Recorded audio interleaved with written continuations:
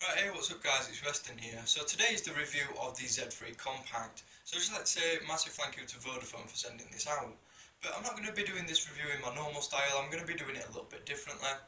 So I'm going to be talking about what I like, what is just okay, and what I dislike about this phone. So let's just jump straight into it and talk about what I dislike about the Z3 Compact. So the first thing I really don't like about the Z3 Compact is the button placement. Now when I was using the phone and I'm just holding it naturally in my hand, you can see where my thumb's resting and it's more towards the top of the phone. But you can see there's no buttons there. The buttons are actually in the middle of the phone, which just is a little bit awkward for me, and I found myself having to shift the phone up to actually use the power and volume rocker. Next up is the covers for the actual ports and stuff like that, and your SD expansion and your memory card. Now I know without these the phone wouldn't have its IP rating, but for someone who doesn't really care about that, they become more of an inconvenience than anything else. So every time I wanted to charge the phone, I was having to take the flap off to then plug the charger in. But having them in the first place is a really sort of bugbear for me. But these are the only two things I dislike about the phone. So that is actually a good thing that there's only two problems that I found with it. So next up is the things that I just find okay about the phone. So I neither dislike or like them, they're just sort of alright. And the first one is the UI. Now, it's running Android 5.1.1 at the minute, but I believe it is getting upgraded to Marshmallow soon, depending on like what carrier and stuff you use. Now, there is things I like about it, like it's really smooth, it's really fluid, and it's not that heavy either. Now the thing I don't like is all the included apps. So if you get it from a carrier, say like Vodafone, you get all the Vodafone apps installed on it, which is understandable. Carriers do that. It's a little bit annoying, but it's just one of those things. The other thing I don't really like is all the Sony apps that come as well. There's stuff like AR Effect and Live on YouTube. Maybe you use them, maybe you're not. And then there's stuff like Kindle and eBay, and it's like, well, if I wanted all this stuff, I'd download it. Don't put it on the phone when I can just get it myself. Luckily though, most of this stuff is removable and you can get rid of it. But it's just really annoying that it comes with all this stuff that you don't really need.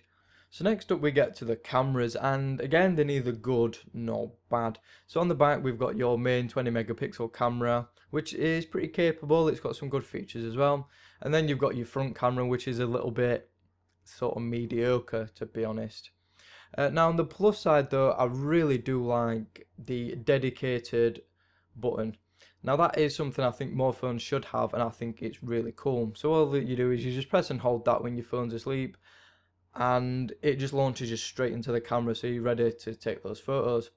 It also acts as a sort of two-way thing as well, so you can actually press and hold it to focus, and then complete the press to actually take the picture, which is really cool.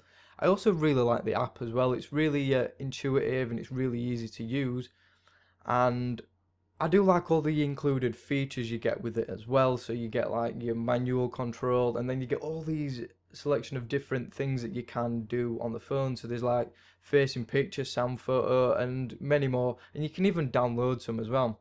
But then we get onto the issue and what the big problem is, and that is the actual stuff that you get as the end result. Now sometimes I found that the camera just didn't focus, and sometimes it didn't produce nice looking colours. See a couple of samples, and some are actually really impressive and some are just not that great at all. So this is a shot, and you can see it's really nicely composed. Dynamic range is good as well. The next one, again, colours are really accurate and they look really nice, and it looks pretty true to what I'm actually seeing. Again, dynamic range is great. The sky looks really natural. Again, really nice shot here as well. But then we get on to the issue, and this one, it just flat out refused to focus no matter how far or close I was away. And the same again with this one, it focused on the wrong point of the picture even though I was to focus. Indoor photos aren't that brilliant either. They've got a lot of noise. The flash doesn't help that much either, and it has sort of yellow tint to it. But you can just see in the background all the noise, and it's not really pretty. But you can get some really impressive ones if you've got more light. Selfies, it's just not great indoors. And outdoors, it's actually much better, but not the best I've seen either. So then we got onto some footage. So this is 4K downscale to 1080p. And it actually is pretty nice. The colours, really nice. The quality and the crispness and everything of it is really good as well. It's also pretty stable for 4K as well. Obviously, test as well. All the audio and stuff you're hearing is from the Z3 Compact as well, so let's just have a quick look around. And it's looking actually really stable. Even in 4K it's looking really good. Obviously I won't be able to see what the actual quality is like on a 720p screen, but for the most part it's looking very nice.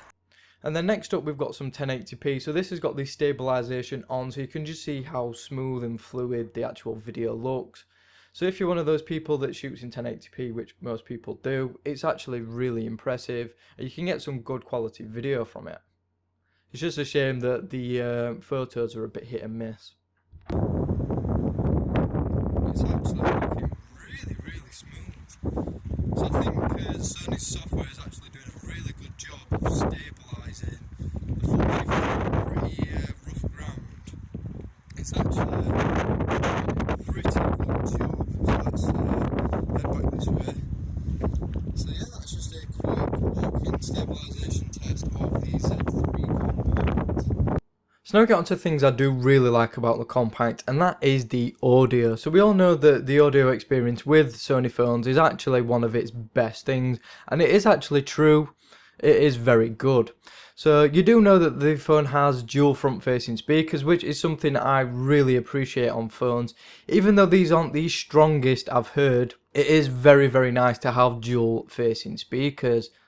So the quality of the speakers is actually really impressive. I mean, it's not the best, like I've said, it's not as good as the HTC's boom sound, but it's actually probably the second best experience I've had from front-facing speakers. So what I'm going to do now is just give you a quick demo of these.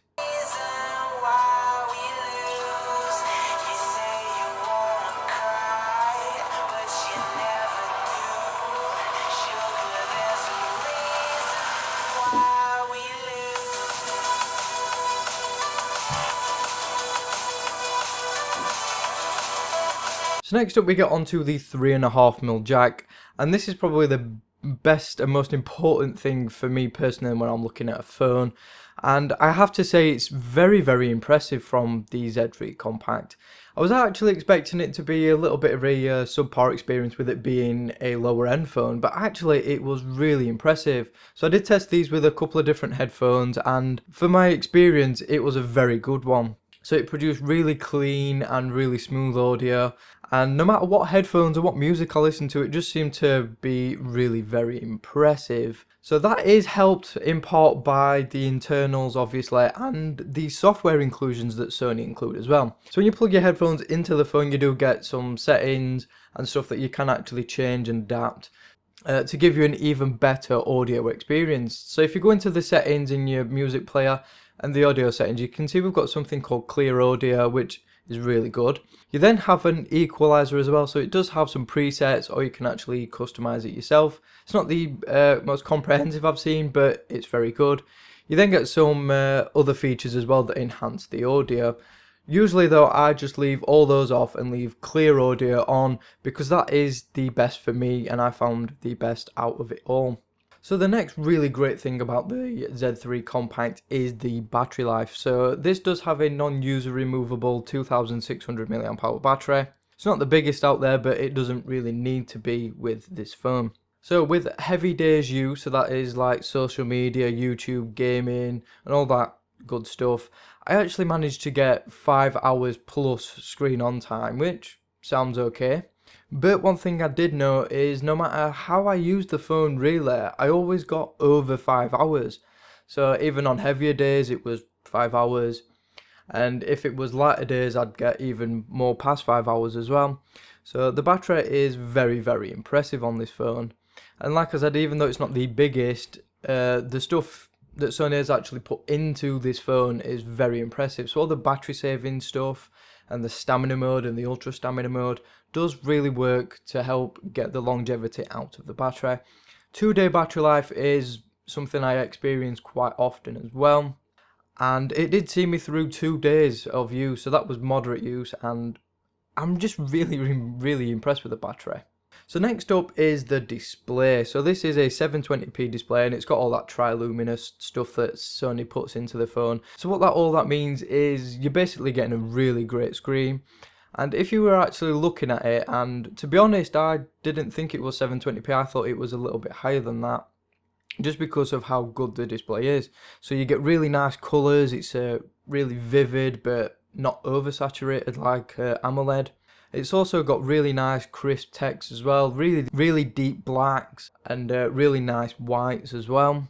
Viewing angles again are fantastic, so you can sort of twist this to different angles, and it's not the best I've seen in terms of viewing angles, but it's not the worst either, so you're not going to get any of that horrible colour shifting or anything like that.